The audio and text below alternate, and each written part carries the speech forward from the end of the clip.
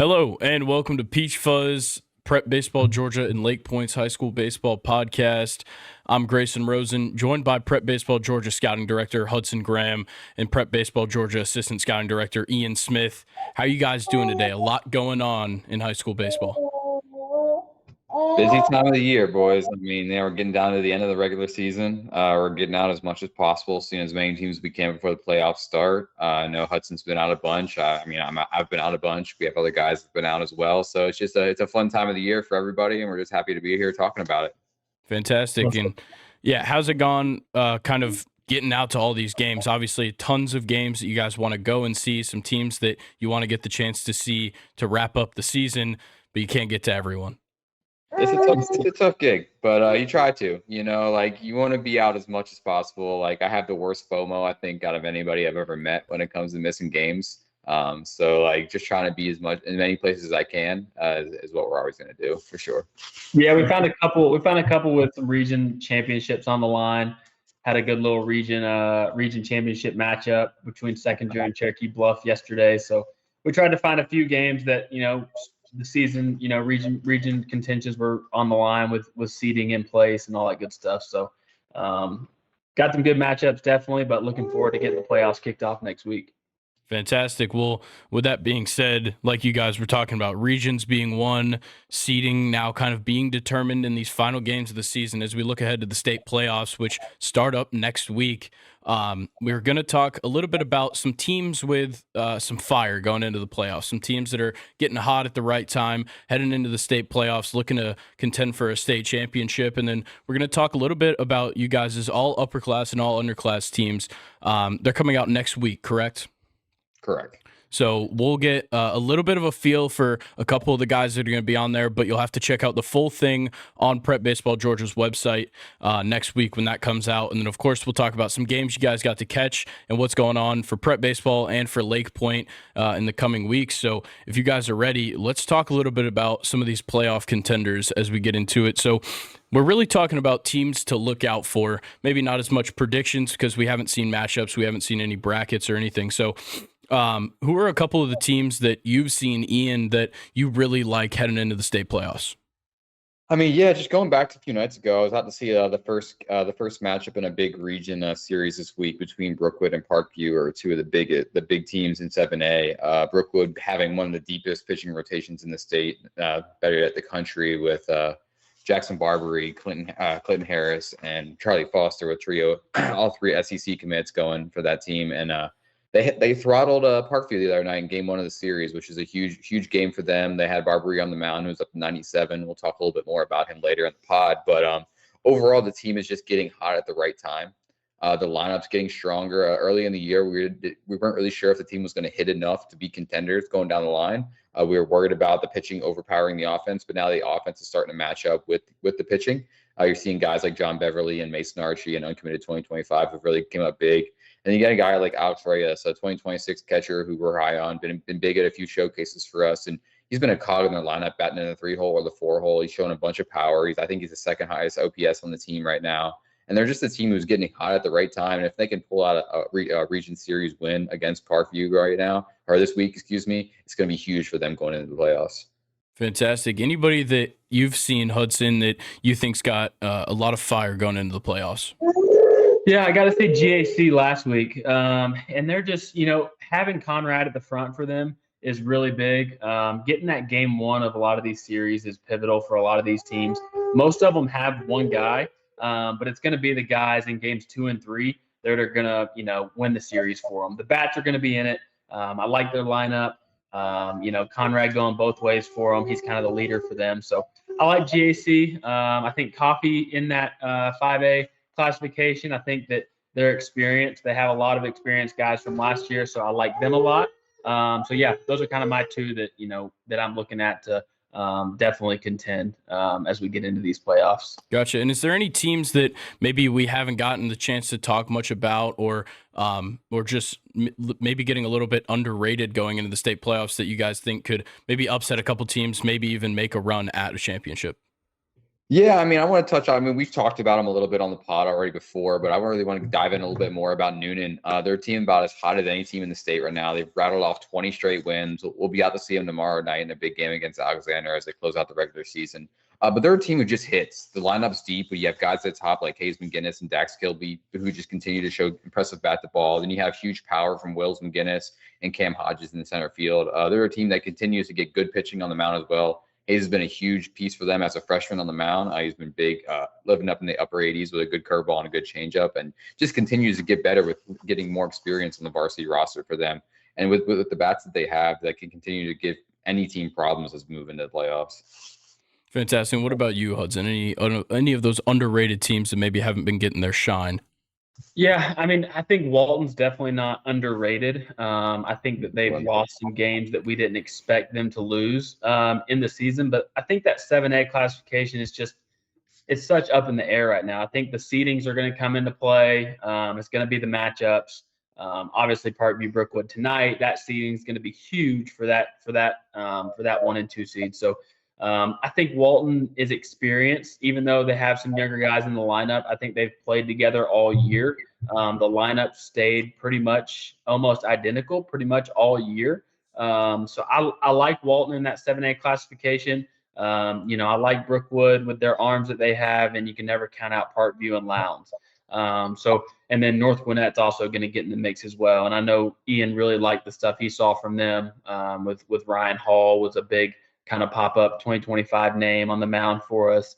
So I'm really excited to see that 7A bracket come out, see where some of these teams fall, and then we can get a lot better idea of how we feel with who's going to make that state championship run. But like the playoffs go, it's all about who's getting hot at the right time. I think that's kind of the name of the game. Brookwood, if you'd have told me Brookwood was hanging in with their bats this time of the year, at the beginning of the year when I saw them, it's tough to say, but I think they've really came around. I think that Alex Reyes has kind of been their catalyst as a young guy in the lineup, and then both the Rojazinski brothers. I think they're brothers. They might be cousins. Who knows? But yeah, I really like them. I really like their lineup now. They figured it out. So it's all about getting hot. We'll see what happens when these brackets come out. All right. Well, that kind of leaves us looking ahead to the state playoffs next week. So make sure you check out next week's episode for sure, because we're going to be talking about the bracket, how it looks, and everything that we'll get from that. So if you guys are good to go, let's move into the all upper class and all underclass previews. Each of you guys picked one guy from your lists for the underclass and one for the upper class. And Hudson, we'll start with you. Who was your guy in the underclass? So the underclass, I'm going to go AJ Rice from Pickens. He's been a guy that we've been on, we've seen, but the progression has been huge. Last summer, this fall, it was mid 80s. He'd touch 88, 89 occasionally, but he's one of those guys that keeps it in the tank. He doesn't always need an overpowering fastball to beat hitters. He's got 3-4 pitches for strikes. He's going to fill up the zone, but now he's sitting upper 80s, touching 90 at times. So it's a big jump for him. Getting into that, sitting into that upper 80s range is always a big jump for a lot of these young guys. We see a lot of them that are mid 80s touching the upper 80s, but now he's starting to sit, in that spot where he can overpower hitters with that fastball. So he's going to be a big piece for Pickens in their playoff run. Him and Connor Schaus are kind of the duo on the mound with a lot of good pieces throughout. I think their pitching is going to kind of carry them throughout the playoffs, but that'll be my underclass pick for the underclass team. All right. And what about yourself, Ian? Who's a guy that's really shined in the underclass?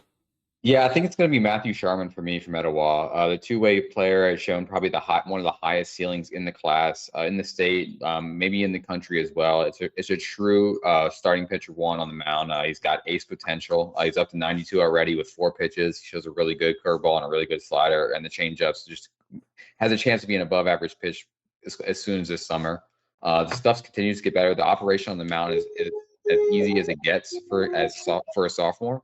He gets immense extension down the mound. He throws a ton of strikes. It just continues to get easier. He's going to throw harder as the body gets more physical. He's got great genes with another brother who's sitting mid-90s on the left side, who's committed to Tennessee right now. The stuff just continues to get better at the mound. And then at the plate, he just continues to catch barrels. He's sitting in the 4-hole for this Etowah team. He's going to be a catalyst for this team this year, next year, and the following year. He's the guy for them when you're looking at a team that has a sophomore at the 3-hole, the 4-hole, and the 5-hole. Sharman's going to be the guy forever for them, who's batting in that cleanup spot. But the upside is for me is on the mound. As much as I talk about two-way prospect, he's a pitcher for me long term, and I think he has a chance to be one of the best pitchers in the country as he projects on the line. Fantastic. Well, those guys definitely showing some life. We'll get to see them for years to come. Let's talk about some of the guys nearing the end of their high school careers. We'll start with you, Hudson. Who is your pick for the upper class? Upper class, I'm going to go with KT Thompson. We talked about getting hot at the right time, and he's definitely done so at the plate. Had a big region series last week, had 2 grand slams in a game. Last night he went 4 for 4 in game 1 with 2 triples, a single, and a double, home run short of the cycle. But he's just one of those. He's a gamer, 2-sport guy, plays football, going to Georgia Southern. So I really like KT. He's the type of player that kind of can lead a team into the playoffs and, get his team to rally behind him, and make a late push for Cherokee Bluff coming off of a region championship win last night. Fantastic. Well, Ian, let's go over to you. Who's your guy in the upper class? Oh, man, this was a tough one for me. I think the 2025 class in general has been a huge arrow up for me overall this spring. There's been a lot of guys who stood out. I mean, that's same for the 2024 class as well. But we're going to stick with Josh Gibbs, a guy we've mentioned a bunch. Sorry to bring up a guy I've talked about before, but he's been one of the best bats in the state this spring. He continues to catch barrels to all fields. He's got all fields power. He's got bat speed. He's got feel for the barrel. He can hop on the mound and hit 92 as well. He's got plus arm strength at shortstop. It's a really athletic body. It's a really athletic game all around. He's likely to stick at shortstop at 6 foot tall. He could be a little bit bigger for that range, but plays way bigger than his size. He continues to hit as well as anybody in the state, like I just mentioned. And I think that's a guy who's going to be moving way higher on our list, even though he's somebody who sits in the top 10 right now. He could be somebody who can move as high at the top spot as we move closer to the 2025 class. Awesome. Well, that's a fantastic look into what you're going to see from the full team from these guys over on the Prep Baseball Georgia website next week when the all upper class and all underclass teams get released. So, for now, we've moved pretty fast through this one, but speaking of moving fast, I know you guys are getting all over the state of Georgia and catching all sorts of games just about every day. So, Ian, if you'd like to start, where are some of the places you got to go this week? Yeah, I was able to get out to see Pace Academy for the first time this spring. I don't know if we really talked about him too much last week. We reported late in the week, so I wasn't sure. But Terrence Keels, my first look, is one of the more dynamic players in the 2024 class. He's a center fielder for Pace Academy, also a huge wide receiver for them as well. He's a dual sport commit to Texas A&M.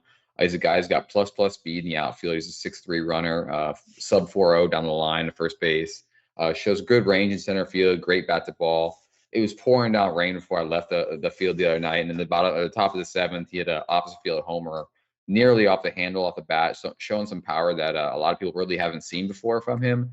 So if that's something he can continue to show as he continues to develop, and whether it's in the draft or at Texas A&M, that's a guy who has a huge ceiling going down the line as a pro prospect. And then I saw a first time look at a 2027, the first baseman, Davis Morrison. Real big body at 6'1", 220, extremely physical, still 14 years old. Caught a really heavy barrel to right center field for an opposite field triple in game.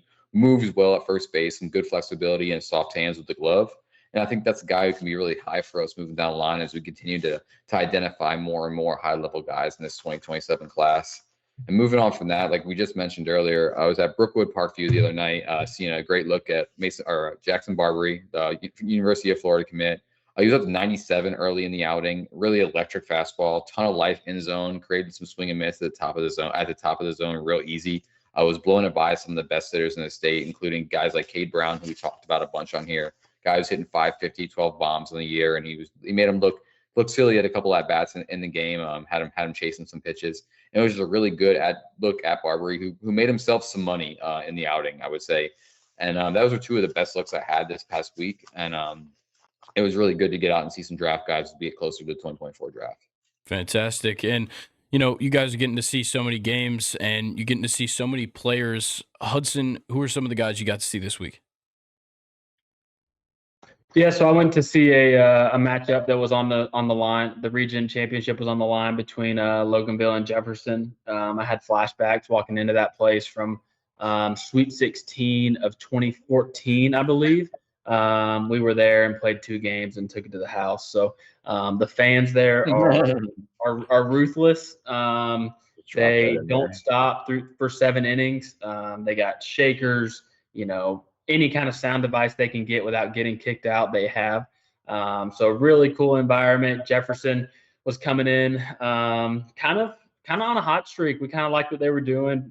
Lineup was starting to find some right pieces, but they had Eston on the mound, who is our guy, and we've seen him numerous times. So biggest game of his high school career. 1-1 early, and then Jefferson kind of got out to a 3-1 lead. And they sent Eston back out for the 7th. Probably kind of sort of questionable call, but I know he wanted the ball in that situation. And Jefferson just ended up having some defensive mistakes that really cost him. But you got to give it up to Tucker Seegers for Loganville, senior. Wanting to go out on a good note. He really took care of business. Started on the mound for him, despite giving up the runs. He kept them in it, and then he got a big hit to lead off the 7th.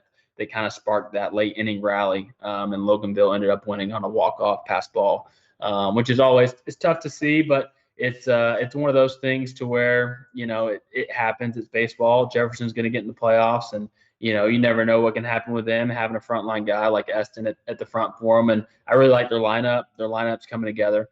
So yeah, that was first game Monday. Tuesday, yesterday, we went out to see Cherokee Bluff in Seconder, and Seconder was kind of a team that made a late push in that region to get into this region championship series. And I talked about Bluff, but I really like the lineup. The lineup's 1 through 9. Truly 1 through 9.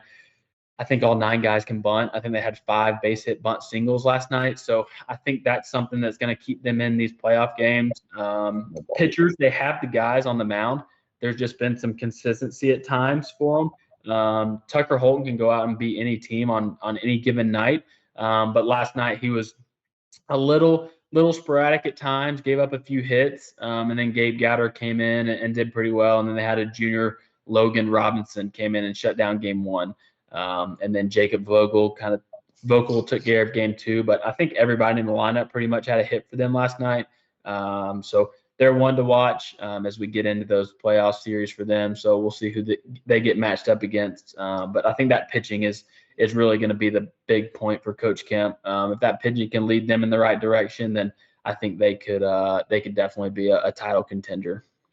Awesome. Well, it all culminates here, the end of the high school baseball regular season. And if you thought it was over, it is far, very, very far from over with the state playoffs coming up. So to start off the preview coming up, make sure you check out next week's episode because we're going to be talking all about the playoffs, all about the matchups. So don't miss that one. But on top of that, up here at Lakepoint, we've got the Prep Baseball Open this weekend. We've got 19 teams in the field this weekend for 14U. A lot of teams who we haven't gotten a chance to see so far this spring. So make sure you're up at Lakepoint and check that out this weekend. And then I want you guys to just remember that we talked about it last week, but the addition of the Central and South Georgia summer IDs, those ones are big. So make sure you're getting out to those.